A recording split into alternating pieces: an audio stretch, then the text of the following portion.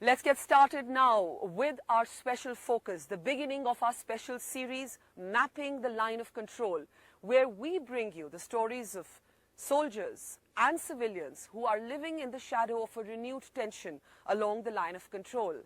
Remember that when the ceasefire violations take place, the media is all over the story.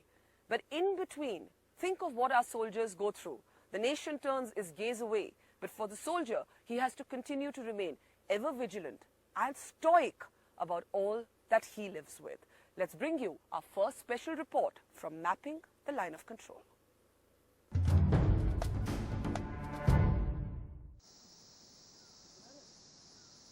The majesty of the Pir Panjal Mountains,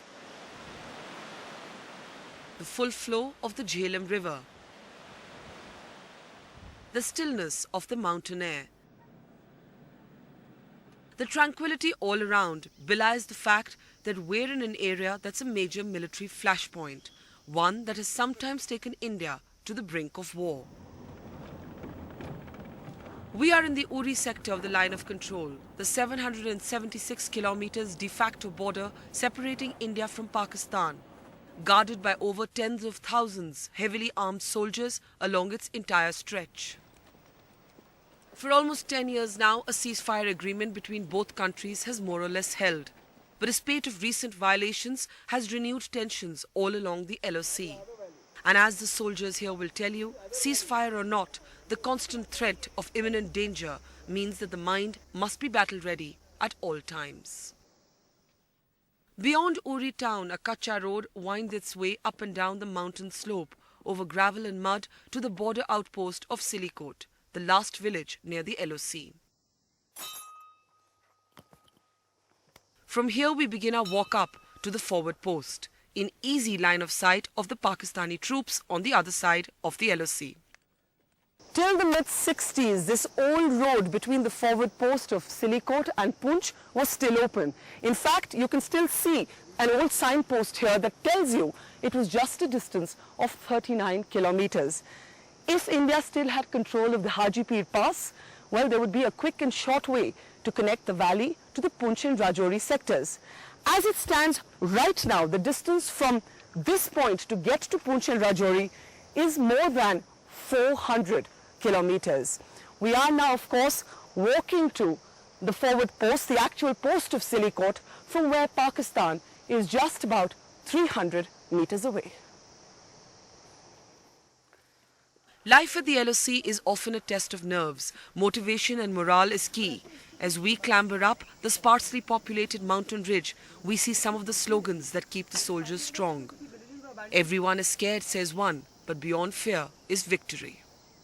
After the ceasefire, the focus has shifted more to counter-infiltration strategies.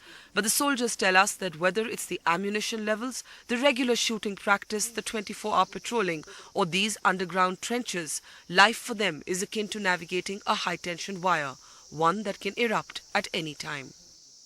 So look at the sign right outside the forward post of Silikot. 5 minute, 50 gola. What does this really mean? Let's get to hear this from a soldier here at the post. इसका क्या मतलब है? 5 minute 50 गोला का क्या मतलब है? देखो मैम, वैसे तो हमारे इलाके में कहीं सीजफायर वायलेशन अभी तक हुआ नहीं है, लेकिन हमारे लेफ्ट राइट हुआ है जी। लेकिन अगर हमारे इलाके में कहीं ऐसा होता है तो हम इस प्रकार से प्लान करके रखा हुआ है कि हम दुश्मन के सिविलियन को बचाते हुए दुश्मन की पोस्ट के पर 5 मिनट के अंदर अंदर 50 कोरे डालेंगे और हमारी पोस्ट टू पोस्ट इस प्रकार से कोऑर्डिनेशन है टारगेट का, तब जो उनकी पोस्ट का नाम निशान ही खत्म किया जाएगा। लेकिन उनके सिविलियंस को आप बचाएंगे? उनके सिविलियन को हम इस प्रकार से किया कि उनके सिविलियन का नुकसान ना हो। So this is the meaning of 5 minute 50 gola. And sir, if you can also just elaborate a little bit on what we've heard. What is the training behind 5 minute 50 gola? See ma'am, I'll tell you, in the close proximity of the LC, we have got all the posts lined up. Now once the ceasefire violation, if at all it takes place and our posts are targeted, the weapons are so sighted in the entire battalion OR that we have got the data of the enemy posts and we can target them in a manner that within 5 minutes, 50 rounds of our weapons will fall at that particular post. For the 27 families, that's roughly 100 people who live in Silikot village, every violation here is a memory that's too close to the bone. Today I can come here to gather walnuts from my trees, says Abdul Ghani to us, a former Fauji himself. Tomorrow, he says, who knows?